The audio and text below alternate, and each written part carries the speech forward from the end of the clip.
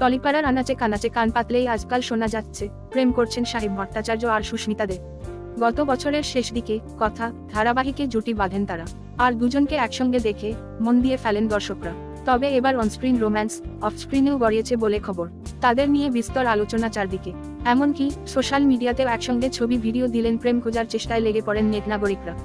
সাহেব ও সুস্মিতা দুর্গা পুজোর আমেজ ধরে রেখে একটি ভিডিও শেয়ার করলেন ইনস্টাগ্রামে, যার ক্যাপশনে লেখা গুহ পরিবারে দেবীপক্ষের সূচনার সাথে কথা ও এভির ঢাকের লড়াই।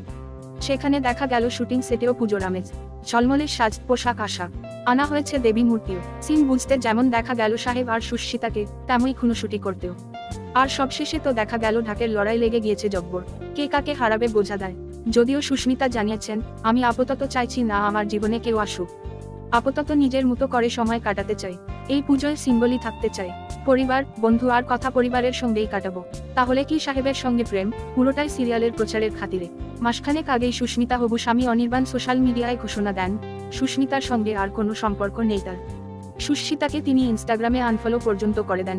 তখনই শোনা গিয়েছিল অনির্বাণ সুস্মিতার মাঝে নাকি তৃতীয় ব্যক্তির আগমন ঘটেছে। এরপরই ধীরে ধীরে সামনে আসতে শুরু করে সাহেব সুস্মিতার রসায়ন। নিন্দকদের দাবি, প্রেম করছেন দুজনে।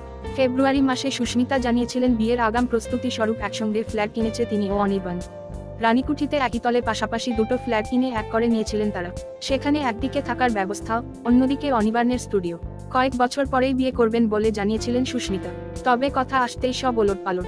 সুস্মিতা অবশ্য জানিয়েছেন, বিচ্ছেদটা বড়ই স্পর্শকাতর, তাই সেটা নিয়ে কথা বলতে চান না একেবারেই। এবার কতটা সত্যি আছে এই প্রেমের খবরে, তা তো সময়ই বলবে।